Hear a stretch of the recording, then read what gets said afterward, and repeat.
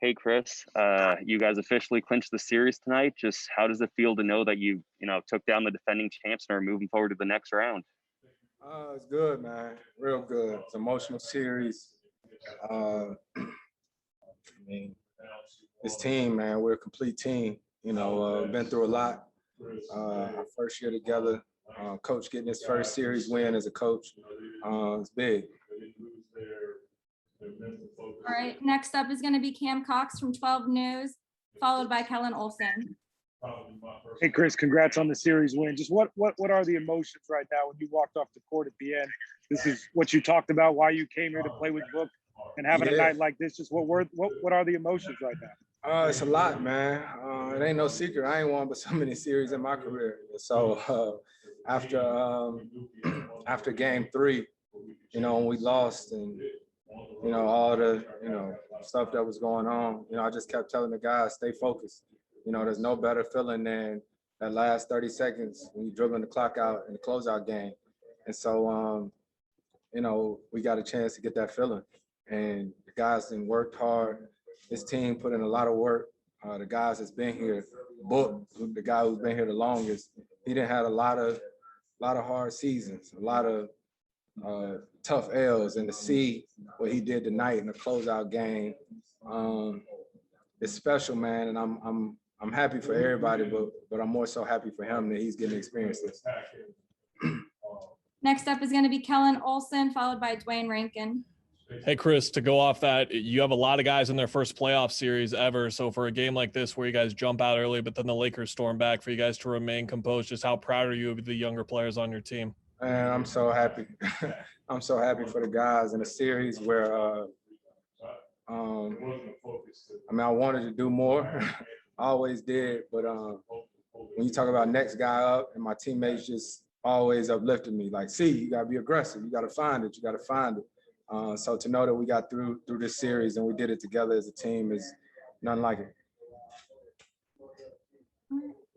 Next up is Dwayne Rankin, followed by Paul Richardson. I played her in this league. Chris, obviously, there was that stretch they got it down to, I think it was maybe 10, and then you scored 4 points and set up Mikal for that 3. How huge was that stretch? Was that the closer, you feel like, for you guys? Yeah, you know what, man? Willie Green came to me and told me, he was like, see, in order for us to win this game, you're going to have to impose something on this game. And I was like, chill, I'm trying. He was like, well, you heard what I said.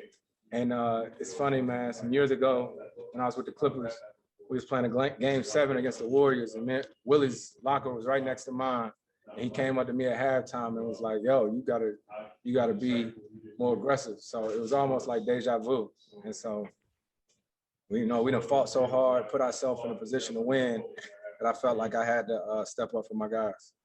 Chris, just a quick follow. I'm sure you saw the report in regards to you. I'm not asking about you to respond to that. What I'm asking is, that can be the report about, your intentions or whatever for, to opt out. It was a story. It wasn't attributed to anybody. It just was a story that's out. My question to you is, that could lead to distraction for a team, but clearly you guys didn't have that. I didn't even know if that was even on your radar or was even discussed in the locker room at all, because you guys came out so focused. I would think it wasn't, but I haven't seen it, tell you the truth. I haven't seen it. And with our team, we got a singular focus. You know what I mean? That stuff doesn't creep in our locker room because, we focus on today and what's going on right now. All right, sorry. Next up is going to be Paul Richardson with the Sports Cave, followed by Anthony Slater. Chris, as was stated, you came in, hit the big shots, and passed off to Mikal for a big one, but also they were getting downhill a lot. You talk about D8 coming back in the game and clogging up that middle and kind of stopping them from going downhill so much. It's huge. If you didn't watch Bron play over the years, when he got shooters, he's so big and strong, he'll just cross over and basically play bully ball and clear you out the way, and he laying up with dunking or finding guys. And so we just try to make it tough on him. He still got a lot of easy baskets, but we just try to be there for each other. And DA was a beast, man. It's almost like he was like, the hell with the regular season, just let the playoffs get here. So like I said, man, with the team that we got, I wouldn't rather be here and win with a different group of guys. All these guys deserve it, and I'm happy for them. Next is Anthony Slater with The Athletic, followed by David Aldridge. I'm sorry, this gotta be the last. Well, I wait on DA. I gotta go see my kids before I get on this plane. Okay, last question, Anthony Slater. Yeah, Chris, you came knowing what Devin was as a scorer, as a talent. What have you seen behind the scenes in the lead up and through this year that you knew he could be this kind of winner, this kind of, he could do what he basically just did in this series? Put the work in. He put the work in. Any shot that he shoot, it's an easy shot. And I think one of the biggest things that made me want to come play here is that I've always had the utmost respect for two-way players, right? Guys that not only score and play offense, but guys that play defense too. And so Devin is one of those guys. He competes on both ends of the court. He accepts a challenge. And when you have guys like that, everybody on the team respects them. So it starts with him. When I got here and I saw the type of respect that Mikhail, DA, all the coaches have for Book is contagious. All right, Chris, thanks for the time. Oh, I got DA, go ahead. Oh, DA. Oops. Sorry about that, guys. If you need to go see your kids, man. Go ahead. We're good. Okay, because I just wanted to ask you, you've been at this for a minute trying to get up this hill. And yeah. I just wonder, I know you got more games, you got another series to get ready for, but how does that mentality of always being able to kind of come back and try again allow someone to continue to compete at a high level when you get to the playoffs? When you've had to deal with failure or injury or, not winning for whatever reason, and then the next year you have to do it again, and then the next year you have to do it again. How does that help you at this time of the year? Just, I don't know. That's a good question, dear. I'm just built like that. I'm just gonna keep going. Because one thing about this game, I haven't won a championship or whatever, but ain't too many people that know this game better than I do. Guarantee you that. And I'm gonna put the work in. I'm gonna enjoy it, with my teammates, and we always gonna fight. And I always say we always gonna have a chance. Doc Rivers used to always say, you not only have to be good, you got to have some luck to go with it. And I think for us, we just want to continue to play. And been at this a long time, you can be on a real good team and it can be like hell. You know what I mean? You're not even having fun. But this team right here, man, it's a joy to come to practice and be around these guys every day. Yeah. Well, first of all, congratulations, Devin. I know it's been a long time coming. Can you put into words what the emotions are? You've been through a lot here in this city. This city's been through a lot in 11 years. Just to finally get this first playoff series win, what does it mean to you? What are the emotions? It means a lot. Like you said, it's been a long time coming. A lot of work, a lot of sacrifices went into this, a lot of losses. But, it's only one series. And we still have a lot of work to do. And, this team over here, these guys are battle tested, and they've been farther than the first round. Jae Crowder was in the finals last year. So, we're not going to celebrate our first series like we won a championship. We know we have a tough opponent in Denver coming up soon. I think the game's Monday, but, we're going to take tonight, take the plane ride home, celebrate, and get on to Denver. Next is Dwayne Rankin with the Arizona Republic, and then Gina Mizell. Yeah, Devin, congrats. I see you rocking that white on white. That looks pretty good. Wanted to ask just about how you look at this game. At what point were you like, I'm feeling it. I'm feeling it right now. I can't miss right now. I was just locked in, Dwayne, to be completely honest, from when I woke up, I had a tough time taking my pregame nap, all out of excitement. I knew we treated this game like a game 7. We knew we had to come in and, we were stressing since we won the last game that, we wanted to end it here on their home court. Next is Gina Mizell with Suns.com, and then Mark Spears. Hey, Book, I saw when you were walking off the floor into the tunnel, you kind of looked up, you sort of put your hands together. I'm just curious what you were thinking in that moment. Honestly, I was thinking about Kobe in the conversations that we had, kind of about, what we just went through, the postseason, and being legendary and taking the steps to get there. So seeing that 8 and that 24 up there, with the way that the lighting that Staples has right here, it feels like, it's shining down on you. And I know he was here tonight. I know he was in the building. I know he was proud. Next up is Mark Spears, followed by Kellen Olsen. Hey, Book, congratulations, man. Thanks, Mark. Tell me about just words of wisdom your dad has given you. Sound like he knew the moment that was coming your way. I mean, there's so much. My dad has, helped me through a lot, especially in my basketball career from a very young age. And, we've sacrificed a lot of hours and a lot of time to this sport. So I know he wanted this. Probably the only person that wanted it more than me was him. And, just having a short memory, some of the best advice he left me with or leaves me with, and just going out there and compete. I've been in gyms with him. I've played on his team. I've played against him. And, he always competed at the highest level. And I think that rubbed off on me a little bit. Next is Kellen Olsen with Arizona Sports, and then David Brandt. Hey, Book, congratulations. When you look through this year, you guys talk about this being a work team and how resilient you guys have been, having a united goal in mind. When the Lakers were making a run, how easy was it for you to kind of link up with everyone and regain focus quickly to close it out here like you wanted to? I mean, we've been tested. This group has been tested this year. Chris has always preached to us during the year. These little moments during the regular season might not seem much, but they can lose you a game in the playoffs. So, just hearing that in the back of our head throughout the whole game and hearing them repeat it today, you just have an understanding that every possession matters. We knew they weren't going to give up. Even going into halftime up 20, we knew the game wasn't over. We knew they were going to, go out swinging. So we just want to stay on it, stay at them. They hit shots. I think they cut it to 10 or 11. But we stuck together, made the right plays, and everybody hit big shots. Next is David Brandt with the Associated Press, and then Anthony Slater.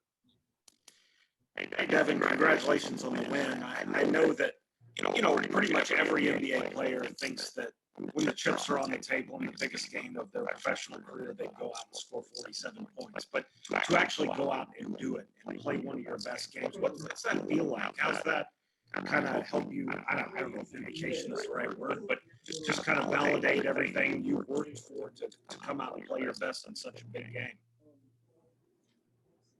I'm not in the business to, validate what, other person thinks of me, or what everybody else thinks of me.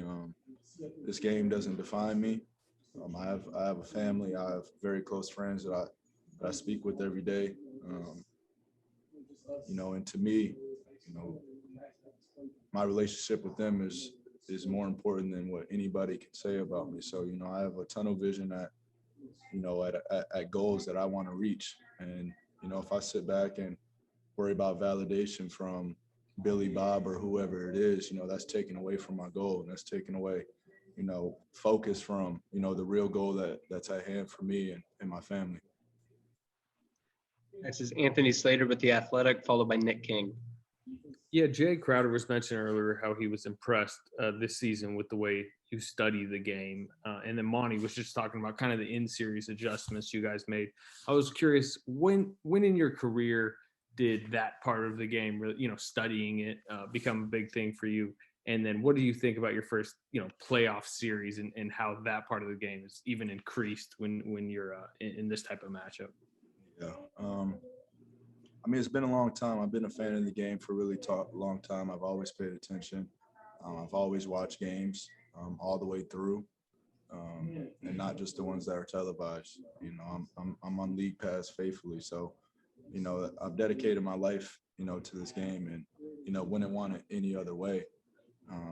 But it did enhance during the playoffs. You hear about the playoffs through my first 5 years. People are like, it's all about adjustments. Every game has its own personality. Something's working one game, they're going to take that away the next. So just hearing that and being a student of the game and watching the playoffs in the past and having a really good understanding for that. You know, teams aren't going to let you do what you did last game. You know, it's simple as that. So you have to find ways to improvise. You have to find little nicks and knacks to, you know, find ways to get it done. And, you know, we did that game to game. We had to make adjustments all the way throughout. So, you know, I think my first playoff series was a great attest to that, you know, of making adjustments and, you know, every game just being totally different. Next is Nick King with Channel 3, Channel 5, and then Greg Moore. Devin, you were talking after last game about having fun with the fact that every next game is the most important game in the playoffs. There at the end, you get that dunk in the final minute and just the reaction, and then talking to Monty and hugging DA there. It felt like you were really soaking in the moment, but I don't know. How fun was that for you right at the end there? It was really fun. You know, I don't think it was too crazy of a play. There's still 40 seconds left, and you know that might have, you know, offended some of the other people. But we're playing all the way to the end. But yeah, these guys here, like you said, you know, having a conversation with Monty, having a conversation with DeAndre, and seeing the leap that he made, you know, during this series. Nobody's harder on DA than I am, and it's been like that for a few years. So I know he has a lot of different voices in his ear between me, Coach, and Chris. You know, I know he's hearing a lot, but you know, I just told him I'm so proud of him, you know, for seeing the leap. And we still have a lot of work to do. You know, we didn't come into the season to say, you know, we want to win one series and be done. So, you know, we have a lot of work to do. Next is Greg Moore with the Arizona Republic, and then Paul Richardson. Thank you. Book, good to see you, man. Congratulations. I mean, seriously, congratulations. I know what you've been through, dude. I have two. The first, what gets into you in the first quarter lately, man? What's up with these last two first quarters? Just trying to get it done. You know, just trying to come out swinging, you know, ready to go. Yeah, that's pretty much it, man. I just want to win the game. And now that you've had an opportunity to go through it a little bit, how is playoff basketball, particularly a closeout game, how is it different from what you imagined? I don't know about how different, but, you know, you can hear about something for so long, and then, you know, until you actually get out there and experience yourself, you know, is the only time you actually get to feel it. Obviously very chippy, a lot of words being said, some words cross the line. But they say that's the playoffs. So, you know, you just have to come in with the next game mentality. Even after we won by 30 or 40 last game, that's only one win. No matter how much you win by, it's only one win. So, you know, just keeping it in the back of your head that, you know, every game has its own personality. People have came back from 3-1. People have came back from 3-0. So, you know, you just have to be locked all the way into the end. Final two questions are going to be Paul Richardson with the Sports Cave and Cameron Cox. Book, first, congratulations. And then I'm going to harken back to something you said about Kobe and the Be Legendary. Cam said in the other room that all your shots weren't just catch and shoots. They were tough shots. But I remember Kobe one time saying there's no such thing as a tough shot if you put in the work, and those are shots that you make all the time. Those are shots that seem like you just made all the time in rhythm. Can you just talk about that? What seemed difficult for some seemed like they just came natural to you. I'll just say imagination. You know, imagination is key. Obviously, you can't work in the summertime and recreate, you know, what you're going to feel in the playoffs. So I think mentally, you know, you just have to put yourself in those situations. Put yourself in the last shot situation. Put yourself in a situation where people are going to be physical for you, and you know you're not going to get your first shot. So just keep an imagination like you're a kid, have fun with it, and just always be locked in. You know, so when that moment comes, you're ready for it. Final question is Catherine Fitzgerald with the Arizona Republic. Hey, Buck. I'm sorry if you got asked about this already, but with Jae getting started so fast for you guys and you as well, just what did that quick start do to you guys for the rest of the game, and Jae in particular? I think, you know, having a great start is always important.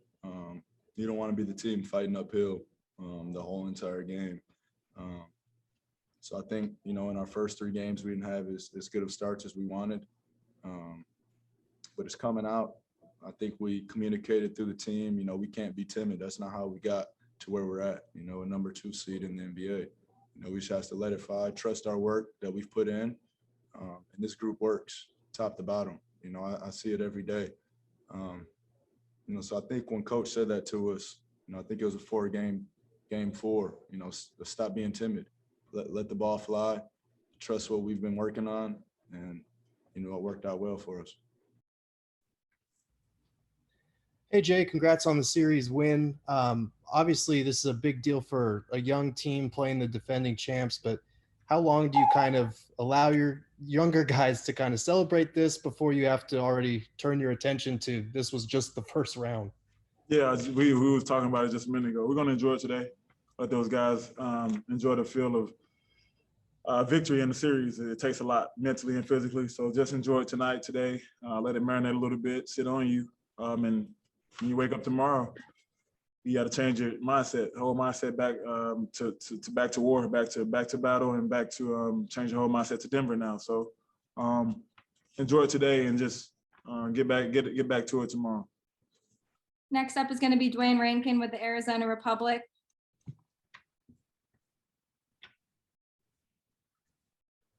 Jay, real quick, you know, when you're playing against LeBron, a lot of it is, you know, you got to match the physicality because he's going to try to do that. How important was that, not just for you, but the team as a whole, to do that, not just tonight, but in this series that helped lead to what happened? I mean, we've talked about it together. We got to do it collectively, but once you get that challenge, you got to make them go through your body as much as possible. Sometimes you're going to be successful with it. You got to tip your hat off and continue to do it over and over and over again. And I think as the series went on, he just wore down a little bit. A lot was on his plate, and we just wanted to make it as tough as possible. Obviously, he's the best player in our league, so he's definitely going to have times where he scored the ball, and there's nothing we can do about it. But at the same time, you just want to wear on him, make him tired, make him feel you physically. And by the fourth quarter, hopefully, all the stuff you've done leading up to that point is going to pay off. So that was the mindset going into it. Obviously, you just want to get in his way a little bit, throw a lot of different coverages and bodies at him, and try to wear on him. Next up will be Anthony Slater from the Athletic. Yeah, Jay, what have you learned about Devin Booker as his teammate through this season and through this first round that you maybe didn't know just, you know, playing against him over the years? Well, he's just trying to still learn some aspects of the game. Obviously, he's played a different style of play than he's been playing this year because he's surrounded by another level of talent with what we have on our team. So with him reading defenses, getting blitz and reading defensive and trying to watch film and get better, I didn't know he was that type of player to study the game as much as he does and just trying to get better. And I just feel like I tip my hat off to him as his teammate, as his brother. Just giving his all to the team and to each individual on our roster, trying to get himself better and trying to make other people around him better. I just feel like his growth as a leader, it took a step this year, and it's still growing this year, and we depend on that. Next up is Greg Moore from the Arizona Republic, followed by Catherine Fitzgerald. Jay, good to see you, man. Congratulations on the win. You've been a part of some deep playoff runs. You've been a part of some great teams. Can you rank for me Devin's performance and some of the great performances you've been on the court to see? Yeah, I just told him this is probably one of the top ones in my closeout. This is a closeout game. When you look at game 6, game 7, it's closeout time. So it's definitely one of the top ones that I've been a part of in my career in a closeout game. I think Isaiah Thomas, when I was with Boston, had a crazy one too, just like this. But him and Book right there at the top with the closeout performance like that, with scoring the ball and keeping us where we need to be offensively, it's definitely one of the top ones in my career. So I tip my hat off to him. I told him that too. Next up is Catherine Fitzgerald from the Arizona Republic, followed by Nicole Jarina. Jay, I'm sorry if I missed this from switching Zoom rooms, but just when you got started so hot at the beginning of this game, what did that do for you individually, and what did it feel like it was doing for the team? Just to I'm fine. Shooting slumps, I've been a part of it. Whatever it is, I'm even keeled. I play both ends of the court, so I feel like my what I bring to a team is more than just shot making. That definitely is a plus that I bring, but at the same time, I'm a leader, so I just wanted to continue to lead and continue to put the put that fight in the guys and let them know that we come here to play, we come here to win, we come here to take over this series. So I just wanted to do that by whatever it took. And that, obviously it was shot making early, but I wanted to make some defensive stops too late. And I just wanted to be so locked in on my teammates and trying to push those guys to be the best they can be. And I just wanted to get off to a good start. That's all. That was my mindset leading up in the start of the game. Our last question is going to be with Nicole Jarina. Hi, Jay. Congrats for the win. Thank you. You're welcome. This team is very young in a way, with a lot of guys with their first playoff experience, and they show up and make huge gains. So how proud you feel about your teammates and they'll improve? I'm very proud. I'm very proud of how, not because of the success, but how they responded to defeat, how they responded to letdown, and how they bounced back and stayed the course when things got tough, when we got down 2-1, and how guys still came in with the same mindset, same edge in the practice and film sessions, just trying to get better. And that's all you can ask for in the series from young guys who haven't been in the fight before. Just stay the course, continue to move on to the next play, next game, next possession. And I think our guys did a great job fighting through a little adversity in this series, and I think that's going to help us with the next one. Hey, DA, you guys came out, extremely aggressive from the jump. Just what was the message for this team entering this game? And, what had you guys so motivated and ready to go from the start? I mean, we the underdogs at the end of the day. We don't get the respect. So, I mean, we know the task at hand. And, that's what fuels us, not knowing the world is not giving us our respect and, respect that we deserve. So, it's something that fuel our tank up, man. Just being the underdogs in every category we do, even though we work hard and show that we, are capable of competing in this league. That's what fuels us every day. Next up is going to be Greg Moore with the Arizona Republic. 1 second. All right, sorry. We're going to skip to Catherine Fitzgerald real quick. Hey, DA. What did Jae Crowder's performance mean to you tonight and to the team? Well, the way how he started it off, I mean, I won't say we got comfortable, but we definitely knew we were in a good place.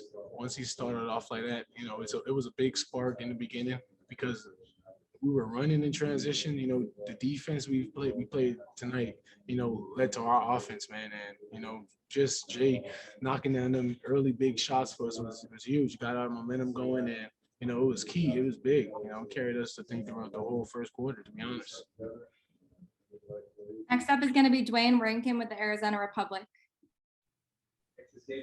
DeAndre, congrats on getting that first playoff series win. I just had a couple things. One, I've been meaning to ask you this about Chris's shoulder because you've experienced the same thing. I mean, have you two talked about, hey, man, this isn't cool, man? I mean, you guys had conversations about each other's shoulders? I mean, yeah, it's a weird little minor. I don't even know what to call that thing, but I'll say we're a different type of people, man. I'm a bigger dude, so I mean, I can somewhat play through it. You know what I'm saying? I mean, I think C carried his well. He still tries. I seen him tweaked it earlier today. He played through it all, and just us. He's always icing it. I never really iced it. I just played through mine, to be honest. We never really spoke on what we feel for real, but I just knew what he was going through. Next up is going to be Leonardo Torres, followed by Nicole Jarina. Hi, DA. It's Leonardo Torres from Peru. Congrats on your win. DA, what are your thoughts on Denver Nuggets? I mean, what do you think will be the key of the series? Key of the series is sticking to what we do. Defense is what creates our offense, and we know it's going to be a different team, different style of play, but we can't change what we do, and we can't revert from being poised, the way how we did in the first series. Next up is going to be Nicole Jarina. Hey, DA, congrats for the win. You're welcome. What is your impression about the game of Booker tonight and through the series? Man, I told him, I'm sometimes speechless, when he's scoring so big, in halves and quarters, even like how he did today. I think he scored 19 points in a quarter. You know, I was on the bench watching. I'm like, dude, this has to be some type of history this dude's making. You know, scoring like this, and you know, feel like he doesn't miss sometimes, but you know, it was just great to experience all of this. To be honest, you know, I seen him go to another level with my own eyes. You know, and just seeing it and being a part of that is actually amazing. You know, just being a part of his legacy, him and Chris is actually crazy. And I see how Chris worked with him, and you know, Chris is rubbing off of a book a little bit when it comes to professionalism on and off the court. So it's just leading to the games, different approach that is very contagious for the team. And, you know, here we are. All right, I think we're going to wrap with that. Thank you so much for the time, DA. Thank you very much. We can give away one. Oh, one more? Yep. I mean, you're talking after last game. Okay. Dwayne, why don't you go ahead? Thank you. Appreciate that. I just got something off topic a little bit. Looking at you guys, the 2018 class, between yourself, Luka, Trey, Michael Porter Jr. playing so well in the postseason, what's that been like seeing this class that came in pretty heralded now making impacts in postseason play? I think it's the best class in NBA history. That's how I feel. It's a lot of us, man. It's a lot of us, and you know, it's still more to go. Still more of our guys to go in this class, you know, to, you know, reach their limit and their potential. But, you know, guys like Luka, MPJ and Trey, it's been great to watch us young guys go at it, man. We're not backing down, you know, it's the new generation of the league. So, you know, we gotta play hard, you know, it's in front of us.